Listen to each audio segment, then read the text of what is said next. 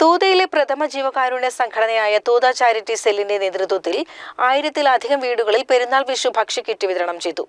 പരിപാടിയുടെ ഉദ്ഘാടനം സംസ്ഥാന ഭക്ഷ്യ കമ്മീഷൻ അംഗം വി രമേശൻ നിർവഹിച്ചു. 1.5 പതിറ്റാണ്ടായി മുടങ്ങാതെ ജാതിമത ഭേദമന്യേ ആലിപ്പറമ്പ് പഞ്ചായത്തിലെ തൂത കൂത്തുപറമ്പ് മേഖലയിലെ വാടക താമസക്കാർ ഉൾപ്പെടെയുള്ള മുഴുവൻ വീടുകളിലും ഭക്ഷണ കിറ്റ് നൽകി മാതൃകയാവുകയാണ് തൂത ചാരിറ്റി സെൽ.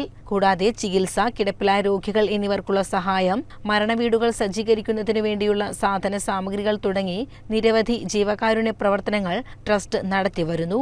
പരിപാടിയുടെ ഉദ്ഘാടനം സംസ്ഥാന ഭക്ഷ്യ കമ്മീഷൻ അംഗം വി രമേശൻ നിർവഹിച്ചു. ട്രസ്റ്റ് ചെയർമാൻ NP മുസ്തഫ അധ്യക്ഷനായിരുന്നു.